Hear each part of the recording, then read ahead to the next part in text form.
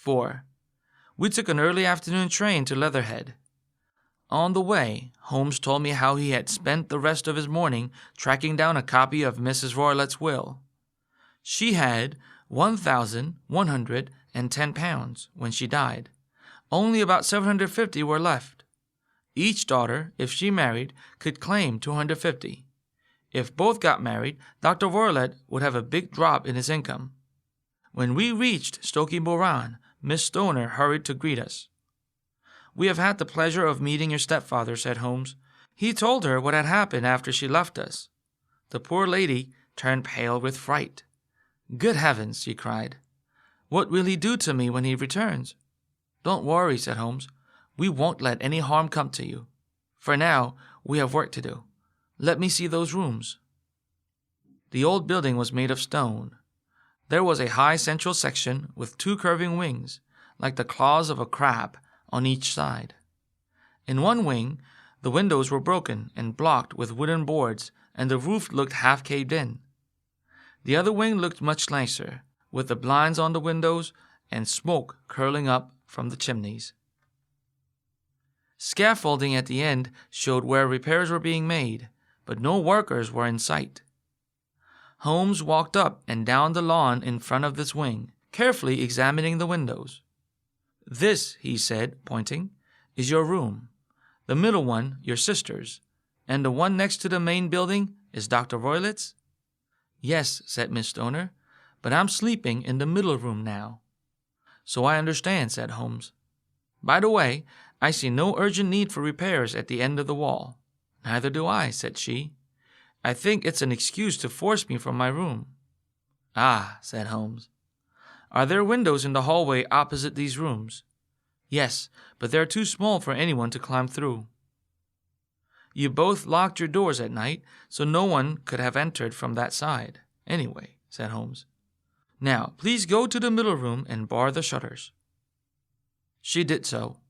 Holmes tried to force the shutters open from the outside, but could not.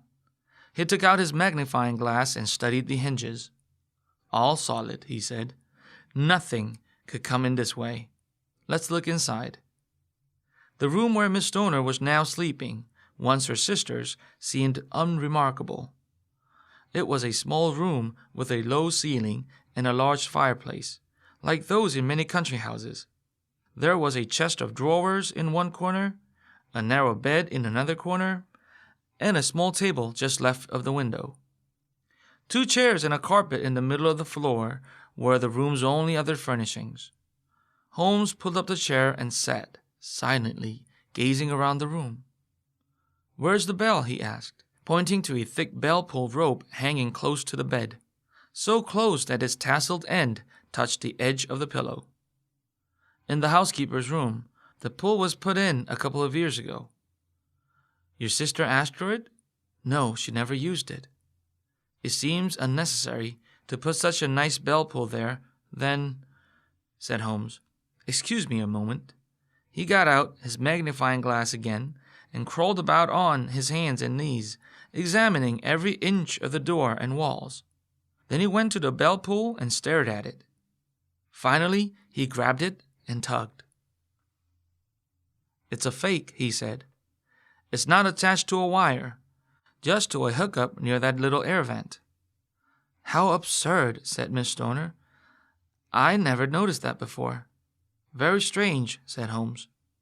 "There are some very curious things about this room. First, why would the builder put an air vent in a wall that goes to another room, when he could put it in an outside wall? That vent is new, too. It was put in around the same time as the bell rope," said Miss Stoner. "Interesting changes," said Holmes. "Bell pulls with no bells, vents that don't ventilate. Now, let's go see what your stepfather's room looks like." Dr. Roylett's room was larger than his stepdaughter's, but as plainly furnished. A small bed, a wooden shelf full of books, an armchair by the bed, a plain wooden chair against the wall, a round table, and a large iron safe. Holmes walked around the room, examining everything with keen interest. "What's in here?" he asked, tapping the safe. "Only papers," said Miss Stoner. "I saw inside it once, years ago. There wasn't a cat in it, Holmes asked her. "What a strange idea," said the lady. "No, we don't have a cat. Only the cheetah and the baboon." "Well, a cheetah is just a big cat," said my friend.